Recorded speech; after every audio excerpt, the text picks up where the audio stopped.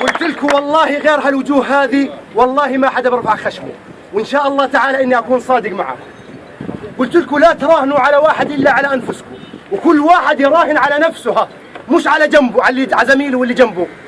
كل واحد يراهن على نفسه. والله إذا بتنهزم أنت كنا بننهزم. هذه المرة سلسلة، إحنا المرة هذه سلسلة مترابطة متماسكة، متى ما فرطت منها حلقة فرطنا كلها. انتبهوا للكلام.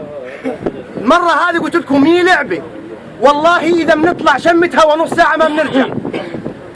والله إذا بنطلع شمة هوا نص ساعة على ساحة 4 ساحة الموت والله ما عاد نرجع.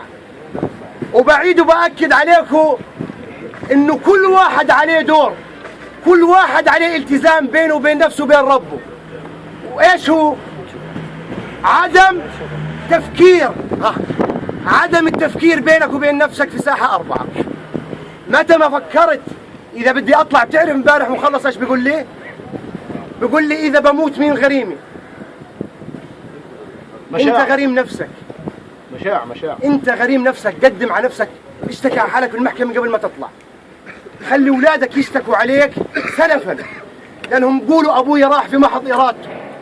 ما في واحد له عليك سلطة، لا صاحب شركة ولا رئيس وزراء ولا إنسان عليه سلطة إنه يقول لك روح على الموت في رجليك. اللي بيقول لك روح على الموت في رجليك قول له لا، أنت اللي روح على الموت.